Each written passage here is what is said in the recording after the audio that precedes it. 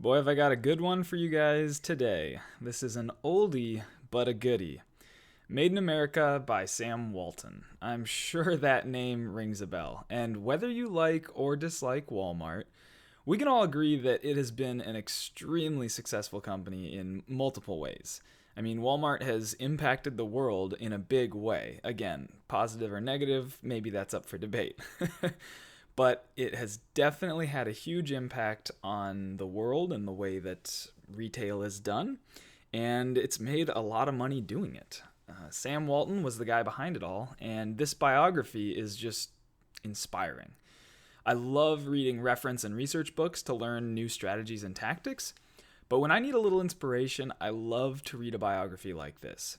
You get to see that even people with immense success are human too. You can learn from their failures, and you can even pick up some of those tactics too along the way, just because you get to see what they did, what worked and what didn't, right? So here's a quote from Sam. There is only one boss, the customer, and he can fire everybody in the company from the chairman on down simply by spending his money somewhere else. I hope you guys feel like I'm drilling this into your heads pretty hard, because this is something that I'm constantly drilling into my own head. The purpose of business is to create and keep a customer. And Walmart always had the customer in mind, and I think that is the number one reason it was so successful. So that's our first golden nugget. The customer is boss, and never forget it. The other three golden nuggets I want to talk about today are, one, learn from the competition.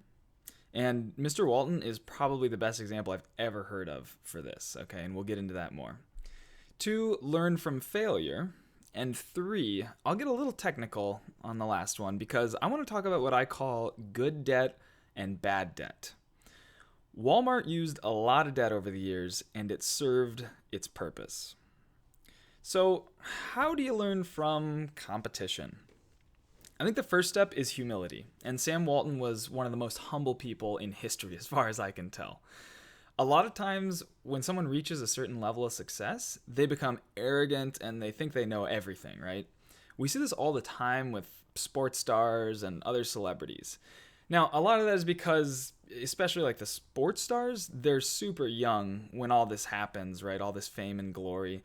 They just get a big head. So we can cut them some slack. I'm not saying that they're bad people. I'm just saying that it's pretty hard to maintain the level of humility that Sam Walton did throughout all his success. Through all his success, one thing Sam did was physically go into his competitor stores to check them out. He said that he thought he spent more time in his competitors' stores than they did. I mean, how huge is that? He was always on the lookout to learn how he could improve his own stores. There's a funny story about him getting arrested because he was crawling around on his hands and knees in some store in a foreign country. He couldn't explain, to the cops that he was just interested in the story or interested in the store. So he was like crawling around and they thought he was a crazy person, I guess. Don't worry, he made bail. He had enough money at that point.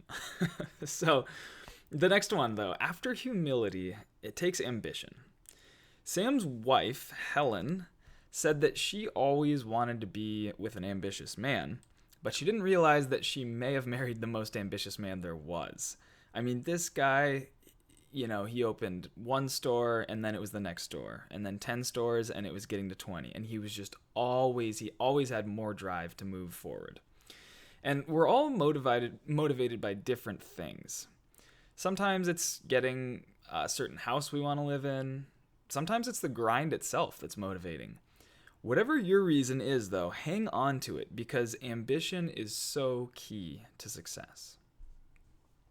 Okay, the real beauty is when these two combine. In some ways, I feel like they're at odds with each other. But if we're able to be ambitious but remain humble, it results in a mindset of constant improvement and learning. This is how I want to live my life. I don't ever want to stop learning or being challenged.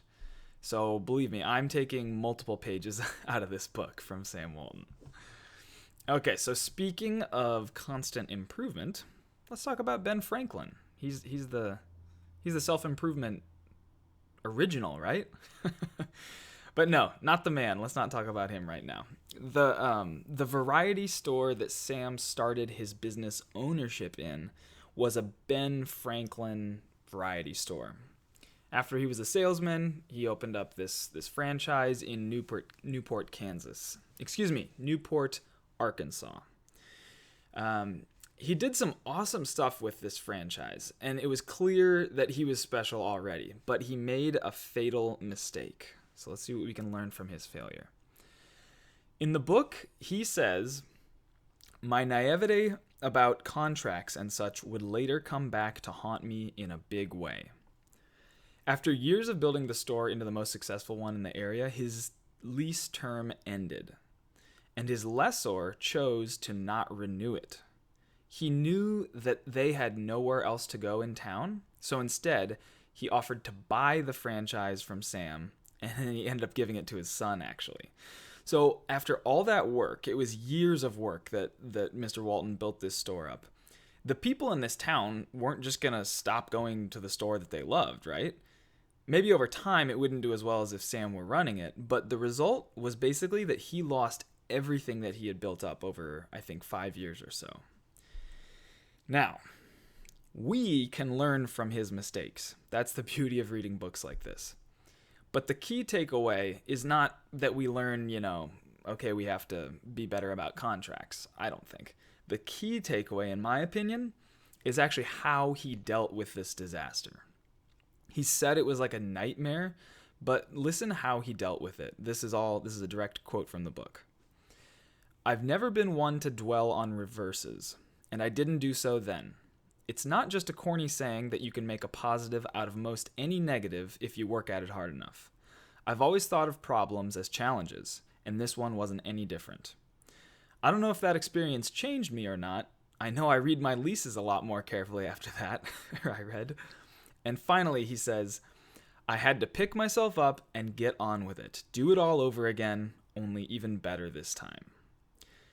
So that is just awesome to me, right? He's not being stupid. He's not going to go into the future and make the same mistake because he's not reflecting at all on it.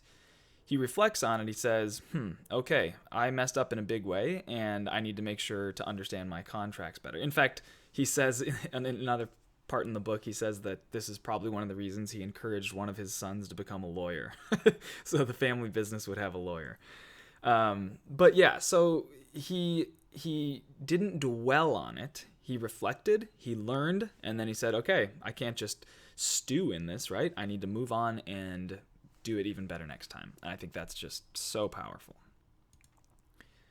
All right, debt. Debt is a controversial subject, especially because nowadays, there's this insane national debt. Credit card debt is just crushing people. And student loan debt is making it so that young people are starting their careers in the hole, right? So I understand there's a lot of controversy around it.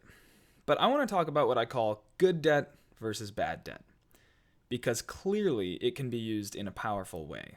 Walmart did this. Sam started his Ben Franklin variety store with $5,000 of his own and $20,000 from his father-in-law. Over the years, building up Walmart after Walmart and then Sam's Club, the company borrowed billions of dollars. And it was one of the most successful companies in history. The reason is that Walmart used this debt as leverage. If you think about trying to move a boulder, you might hurt your back, right? A big enough boulder. But if you get a lever and a pivot point, you can use that lever to do most of the work for you.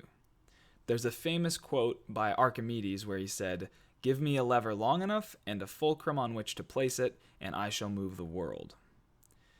If used correctly, debt can be that lever if you prefer, and it can do work for you. So how do you know if it's working for you or against you? The ultimate test is if it's making money or not.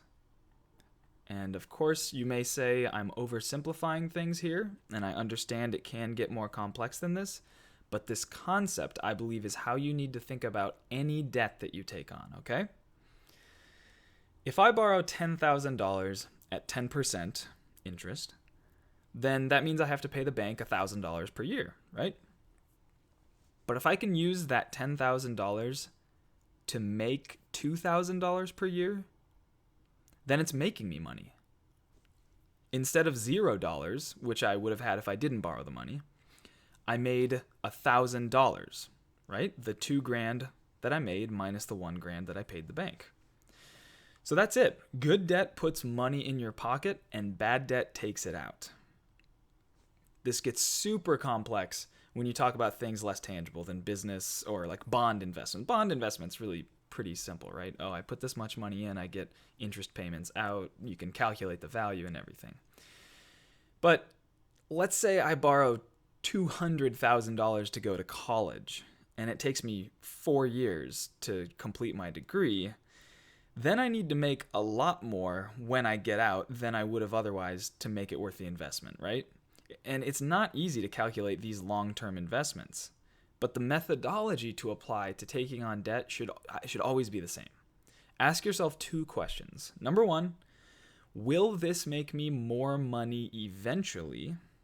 And 2, can I afford the payments in the meantime? If both of those answers are yes, then it's good debt.